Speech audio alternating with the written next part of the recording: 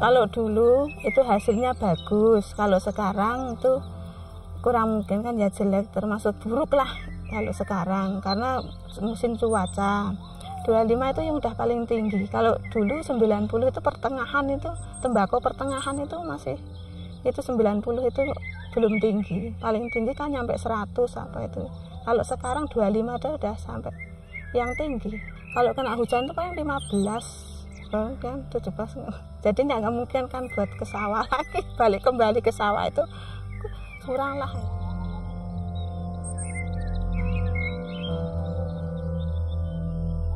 Yang pertama itu sekarang ini yang terasa masalah biaya produksi itu, biaya tinggi, harga jualnya nggak bisa naik-naik. Terus yang terasa sekarang ini, nah musim penghujan ini yang terasa sekali. Tembakonya jelek, harganya semakin turun. Nah, semakin parah ini. Biayanya produksi naik, pupuk naik aja nggak ada pupuknya itu. Jarang banget kan pupuknya. Kadang harganya 90 nyampe sekarang itu 120 atau berapa itu kan pupuknya. Harga rokok naik, tapi harga jual rokok makin murah itu. Dulu-dulunya nyampe 90 kok sekarang cuma 20, 2,5 gitu. Nggak bisa untuk mencukupi biaya produksi aja, nggak cukup itu.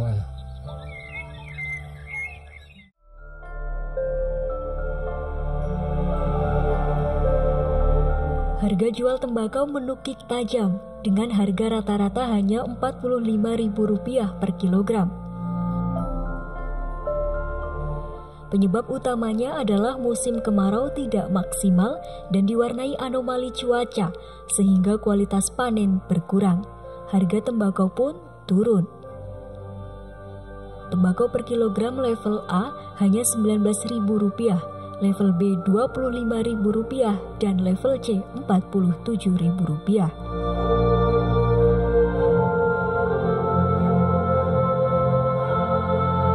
Sedangkan rokok tercatat menjadi produk turunan tembakau terbanyak yang diperdagangkan di Indonesia. Pada 2016, total produksi rokok mencapai 341,7 miliar batang.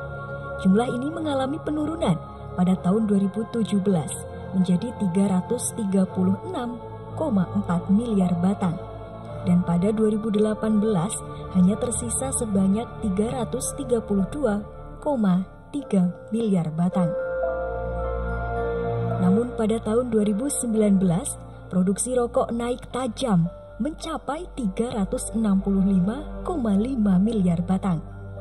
Dan sampai tahun 2020 sebanyak 298,4 miliar batang rokok diproduksi.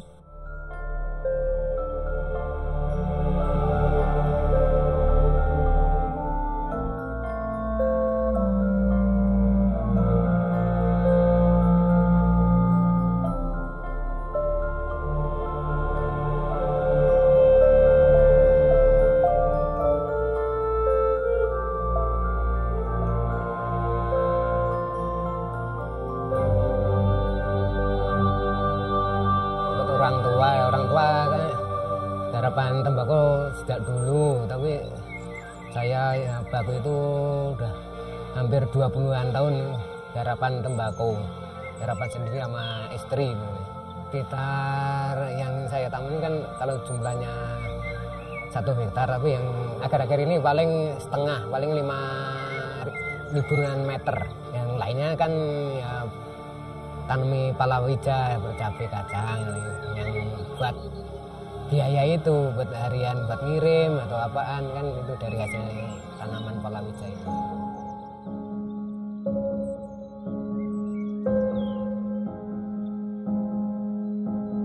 Petani itu kayak rumah susah gitu ini.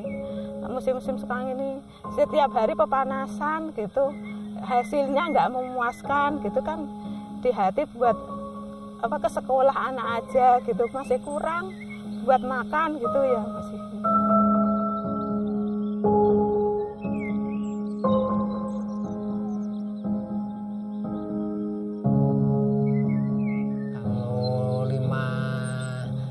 Meter itu paling ya enggak, kita sedia modal itu paling enggak 5 juta itu buat biaya produksi itu, bayar tenaga, pupuk, itu kan nyangkulnya kan ya buat baja, bikin bedengan. Kalau udah bikin bedengan kan kita di Ponce dikasih pupuk itu, pupuk dasar. Terus kalau udah tumbuh kan kita ngeluarin biaya lagi buat nyangkul itu. Kalau istilah di Jawa itu dangir. Kalau udah didangir, kita cangkulin, kita kasih pupuk lagi itu. Kita antar nunggu 3 bulan sampai itu kita petik, kita ketimbun di dalam gudang sampai 3 hari, 4 sampai 4 hari. Habis itu kita potong. Habis kita potong, kita jemur. Habis kita jemur nanti kita gulung, kita bawa ke pedagang kampung.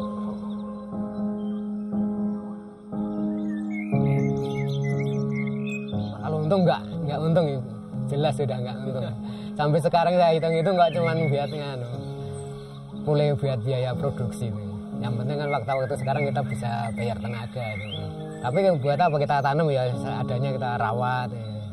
Kita syukurin dapat panas itu aja. Satu bulannya itu berapa ya? Kurang lah kalau ada 1 juta.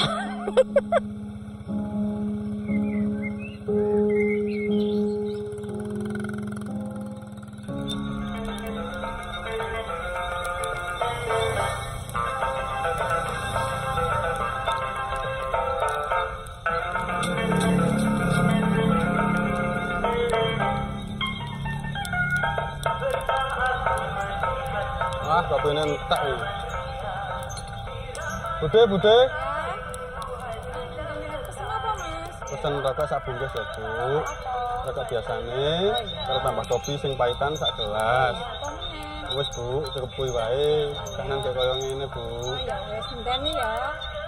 Awalnya dikei koncoku. Terus mari ngono ki aku njajal. Mas dadi kebiasaan kecanduan tekan saiki. Durung pernah. Kadang aku karo nyambut gawe parkir ngono kuwi, aku ya ngerokok. Ora mesti. Kadang 6 batang, kadang ya sak bungkus, kadang 2 batang, kanan kayak sepi, lek parkir Mbak saonone lah.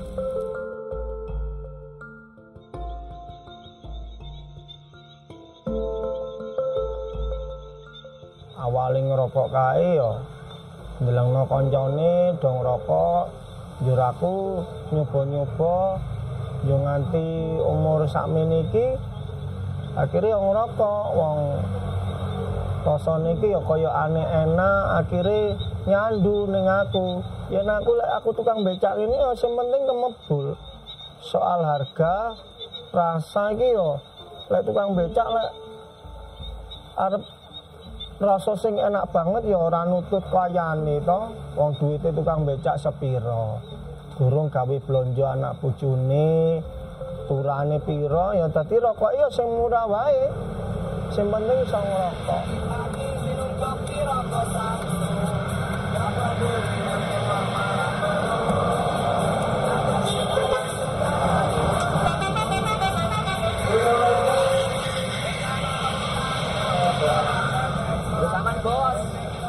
Wis resik tenan, wis resik kabeh. Ya wis bar iki dhewe ndak mangkat. Muga-muga dhewe cariane saiki apik ya. Aku ngerokoke mbak kenekku ki sementing rokok. Rokoke anane apa ya wis kuwi tak rokok. Ya tak sak ngertiku. Rokok ilegal kuwi sing ora ana cukene. Dadi menurut aku pribadi ki rokok ilegal ki ya ora masalah sih. Wong ya rokok ilegal sing ora ana cukene ya rasane ya tetep enak. Tapi ya njuk kabeh mau ki ya ndak kaya dhewe sementing iso ngebol ya. Dadi ora pilih-pilih masalah rokok. Indonesia berada di peringkat ketiga di bawah Cina dan India sebagai negara dengan jumlah perokok aktif paling tinggi. sekitar 65,7 juta penduduk Indonesia adalah perokok.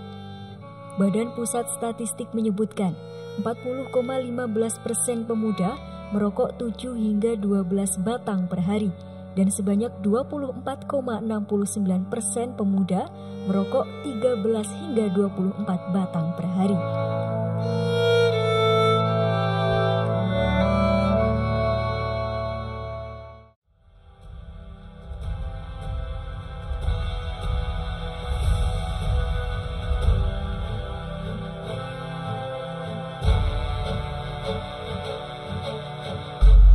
Personalisasi itu identitas khusus berupa karakter yang bisa huruf dan angka, dan itu merupakan huruf yang diambil dari nama pabrik tersebut. Ini sebagai identitas menandakan kalau pita cukai tersebut memang untuk sebuah pabrik itu. Nah, selain itu kita juga perlu tahu ya kalau pita cukai itu dibuatnya memang khusus untuk pabrik itu. Jadi perum-peruri itu akan mencetak ketika pabrik sudah memesan pita cukai, kemudian kami bea cukai mengirimkan data ke peruri untuk peruri mencetaknya sesuai jumlah yang dipesan oleh pabrik. 6.000 batang rokok ilegal berhasil diamankan. Wilayah Jawa Timur 2 musnahkan ribuan rokok, minuman keras ilegal dan Payakumbuh menggagalkan peredaran rokok ilegal. Kapan ini petugas menyita 10,5 juta batang rokok atau setara dengan 20 kru kapal penyeludup rokok yang sebelumnya dinyatakan Berdasarkan data Bea Cukai, persentase peredaran rokok ilegal di tahun 2016 sebesar 12%. Tahun 2017 adalah 10% dan tahun 2018 adalah 7%. Peredaran rokok ilegal sempat menurun pada tahun 2019 yaitu 3%, namun kembali meningkat pada tahun 2020 sebesar 4,86%. Akibatnya, kerugian negara berdasarkan barang hasil penindakan rokok ilegal mencapai 339,18 miliar per November 2020. Nilai ini meningkat drastis dibandingkan tahun 2019 yang diperkirakan sebesar 247,64 miliar.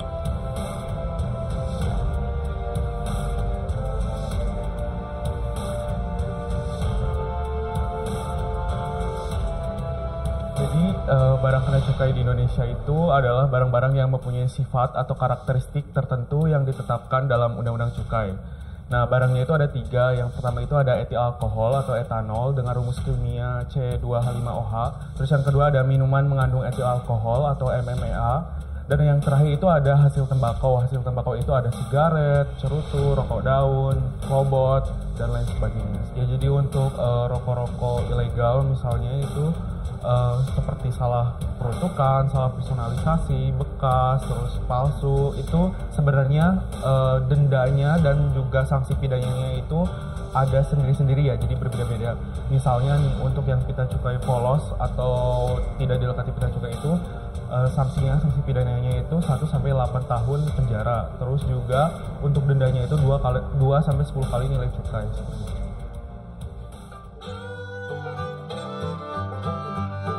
Pengembangan industri hasil tembakau berupa tembakau iris merupakan salah satu sektor yang memiliki daya saing tinggi. Pendapatan negara dari industri hasil tembakau yang berasal dari cukai dan pajak setiap tahunnya mengalami peningkatan. Tembakau iris termasuk barang kena cukai dalam pasal 4 ayat 1 huruf C. Tembakau iris yang wajib bayar cukai adalah tembakau yang dikemas untuk penjualan eceran di bawah 2,5 kg.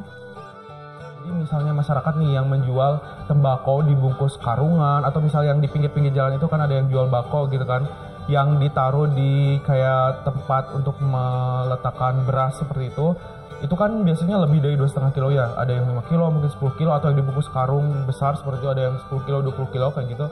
Itu tidak wajib membayar cukai, jadi tidak wajib dilekati pita cukai. Sementara untuk yang 2,5 kg ke bawah itu wajib membayar cukai dan wajib dilekati pita cukai. Jadi harus ada izin dulu dari kita, dari bea cukai, namanya NPPBKC. Jadi sebelum diterbitkan izinnya, jadi harus mengurus ke kantor kita terlebih dahulu. Oke, masih di 96.8 FM, Radio Gembilan Telah Musik dan Informasi. Dan tentunya masih Aditi ya di kesempatan siang hari ini yang ya, ada dua sudut pandang yang bisa kita lihat. Kalau kita hanya melihat dari sudut pandang aturan main hukumnya, jelas salah mereka. Karena hal itu tidak diperkenankan. Sesuatu yang melanggar hukum jelas sesuatu hal yang tidak diperbolehkan alias ilegal. Tetapi di saat barang itu ada, jelas salah. Pasti secara hukum akan seperti itu. Tetapi jika memang mereka dalam tanda petik di satu lingkungan, di suatu tempat yang pengawasannya tidak sampai detail, ya kita mau menyalahkan mereka seperti apa. Nah tadi prinsipnya, yang penting saya bisa beli, saya ngebul. Mungkin itu sih sebenarnya. Tapi pada prinsipnya membeli sesuatu yang ilegal jelas salah karena itu melanggar aturan maupun hukum.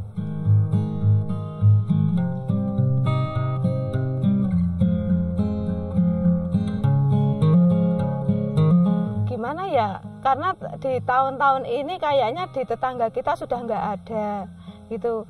Kayaknya kalau sudah nggak ada yang tanam kok kayaknya gimana gitu loh. Jadinya berusahalah kita masih memperpanjang tembakau di desa luar ini gitu. Bisa buka lapangan kerja yang terasa yang senangnya itu, bukan bisa ya beri nafkah kepada tetangga itu yang terasa ini paling senang saya itu. Kalau peran kita di Skominfo, jelas pasti kita harus memberikan sosialisasi ke masyarakat berkaitan tentang apa itu rokok ilegal, yaitu rokok yang salah personalisasi di cukainya, kemudian juga di situ tidak tepat masalah penggunaan pita cukainya, kemudian juga di situ pasti ada yang namanya kegiatan-kegiatan yang dalam tanda petik tadi juga melanggar hukum. Nah, untuk itu di Skominfo, terutama kami di Radio Gemilang ini, kami membuat yang namanya iklan layanan masyarakat tentang bagaimana menjelaskan kepada masyarakat agar tidak satu memproduksi, yang kedua juga membeli rokok ilegal yang tanpa pita cukai atau pita cukai palsu. Itu jelas kita buatkan yang namanya iklan layanan masyarakatnya, sehingga harapannya kita bisa memberikan edukasi ke masyarakat bahwa dengan membeli rokok ilegal itu sama saja melanggar aturan. Dan bagi pembuatnya jelas ada aturan hukumnya yang bisa didenda dan bisa dipenjara. Nah, kemudian bahwa dengan adanya rokok dari cukai rokok ini, intinya itu salah satu yang juga nanti akan kembali kepada masyarakat untuk pembiayaan dari dana bagi hasil cukai tembakau yang itu akan disebar ke segala macam lini. Nah, bukan berarti kita menganjurkan orang harus merokok atau membeli rokoknya, karena ini berkaitan dengan masalah kesehatan ya. Tetapi kalau kita melihat sudut pandangnya, kita melihat hanya satu sisi bahwa tugas kita adalah menjelaskan untuk tidak melakukan pembelian rokok ilegal itu karena itu melanggar aturan dan tidak memproduksi. Jadi mereka tetap harus yang namanya mengikuti aturan main. Karena di daerah-daerah tertentu terpencil bisa jadi itu terjadi, dan bukan untuk kemungkinan di daerah-daerah yang mungkin pinggiran dekat dengan pemerintahan pun bisa jadi ada, karena kembali tadi ke pemahaman masyarakat. Nah, tugas kami adalah memberikan pemahaman itu untuk agar mereka satu tidak produksi, saya ulangi lagi, dan juga menjual, termasuk mengkonsumsi rokok yang ilegal tadi.